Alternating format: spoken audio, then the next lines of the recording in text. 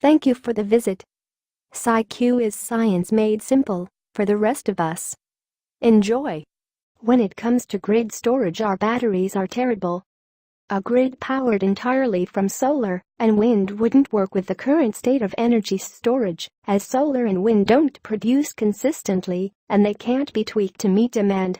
That is, solar energy can only be produced during cloudless days and wind energy only when it's windy. Production also can't be increased to provide consumers with more electricity during peak demand hours. How then will energy companies provide a consistent flow of electricity from renewable sources? If we're going to increase our reliance on solar and wind energy, the batteries to store that energy will need to get much better and fast. Thankfully, many new, some bizarre, types are in the works. Lithium-ion is the most common type of battery, but the bigger it gets, the less useful it becomes. For consumer electronics, lithium-ion batteries work well enough because they can be recharged quickly and they offer high energy density, meaning they provide a lot of power for their size and weight. Even for medium-sized applications, such as powering electric cars, they get the job done. The problem is that storing enough solar and wind power from commercial farms would require warehouses full of massive batteries, and at this size, two problems become apparent. Cycling stability is defined by the number of charging or discharging cycles until its capacity is reduced to a certain amount of its nominal capacity, typically 50% to 80%. For lithium-ion, it is an average of 1,000 cycles, thus reducing the feasibility of long-term investments. Such a short life cycle is caused by tiny changes in the physical structure of the electrodes.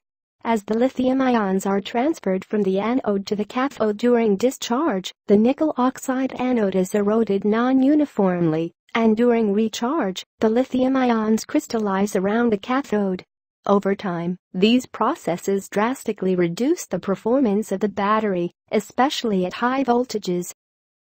According to a paper in Nature, once the rate of heat generation exceeds the rate of heat dissipation into the environment, the temperature of the cell starts to rise. Thereafter, a sequence of detrimental events propagates in a process known as thermal runaway.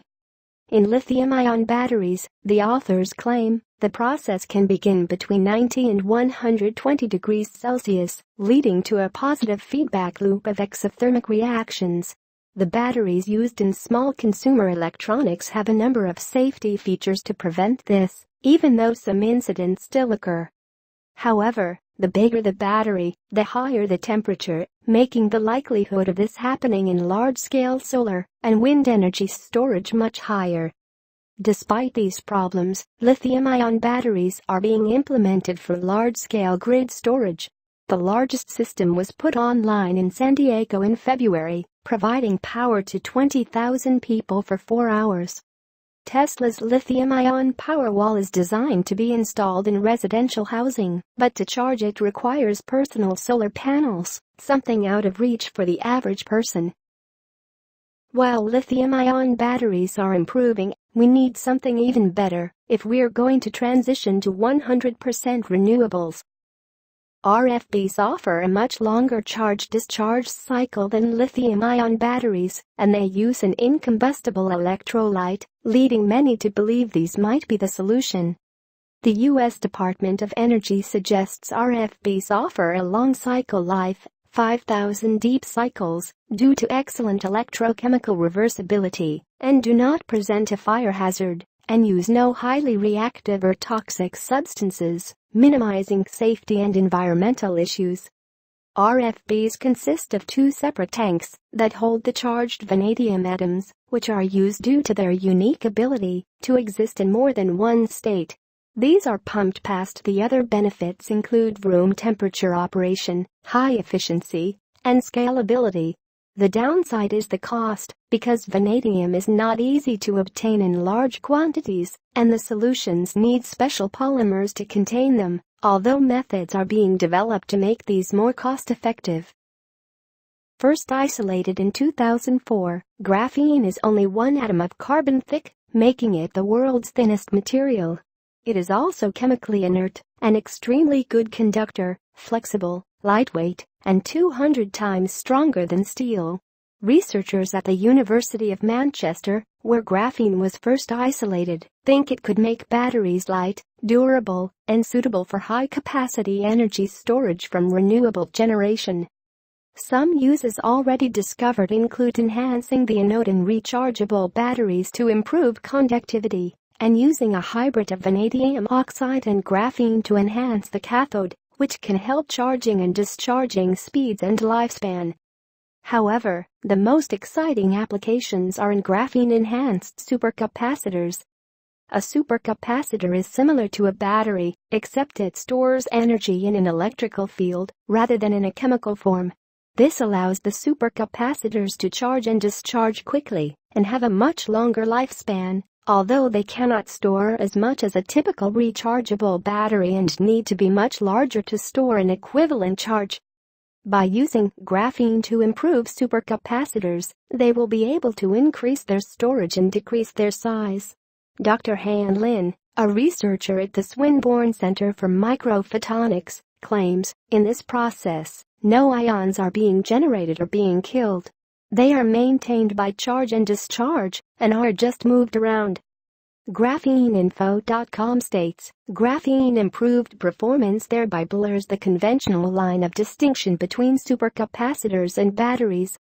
Advancements in 3D printing have allowed researchers to print graphene electrodes for supercapacitors, as well as graphene aerogels, which will make for better energy storage, sensors, nanoelectronics, catalysis, and separations. Printed Energy, an Australian company, is printing solid-state batteries in a thin flexible format that can be adapted to almost any shape. These are printed in a roll-to-roll process much like newspapers, and they have a wide range of applications. Potential applications for the printed batteries range from powering disposable healthcare devices, sensors, Internet of Things devices, smart cards, wearable electronics and personal lighting to larger-scale applications such as in combination with flexible solar panels to help manage intermittency and energy storage. For large-scale solar and wind storage, the idea is to affix the batteries to solar panels or wind turbines, thus allowing them to be both the generator and battery. Researchers at the Ulsan National Institute of Science and Technology have begun integrating cellulose, the stuff plants are made of, into batteries. They use this plant matter to create an anolayer, called a CMAT, between electrodes to prevent short circuits, reduce leakage current, and increase capacity retention at high temperatures. One of the main researchers states, the CMAT separator is expected to be used for next-generation high-performance batteries with high-temperature stability, for example, in large-sized batteries for electric vehicles and grid-scale electricity storage systems. Many other uses for cellulose in batteries are currently being researched. TES is a system for storing excess solar energy by heating or cooling a medium so that it can be used later. The International Renewable Energy Agency states TES is becoming particularly important for electricity storage in combination with concentrating solar power plants, where solar heat can be stored for electricity production when sunlight is not available. There are 3 types of TES. Sensible heat storage, which is the most common, stores thermal energy by heating or cooling a substance like sand, molten salt, rocks, or water. Latent heat storage is similar except it uses phase-change materials, which absorb a tremendous amount of energy when they go from solid to liquid or liquid to gas. During phase change, energy storage is able to increase without the temperature going up, making this method highly efficient. Thermochemical storage uses thermal energy to drive a reversible endothermochemical reaction, storing the energy as chemical potential. This method uses excess energy to pump water uphill and store it in tanks or reservoirs. When needed, it is released to turn turbines. The National Hydropower Association claims with an ability to respond almost instantaneously to changes in the amount of electricity running through the grid. Pumped storage is an essential component of the nation's electricity network. This method has already found many applications throughout the world, although it is not very efficient when compared to other methods. To get the amount of energy stored in a single AA battery, we would have to lift 100 kilograms, 220 pounds, 10 meters, 33 feet, to match it. To match the energy contained in a gallon of gasoline, we would have to lift 13 tons of water, 3,500 gallons, 1 kilometer high, 3,280 feet. A paper recently published in the journal JAWA laid out the path for 139 countries to generate 100% of their energy from renewables by 2050. The authors make several important claims about their plan, such as avoiding 3 to 5 million deaths from air pollution, reducing the cost of global warming by around $28 trillion per year, and connecting 4 billion people to an adequate supply of electricity. One of the central components is the ability to store renewable energy.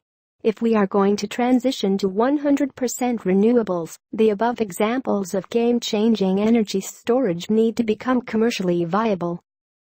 If you enjoyed the video, please like, subscribe, share and leave your comments below. Thanks for watching. Stay tuned for more releases from SciQ.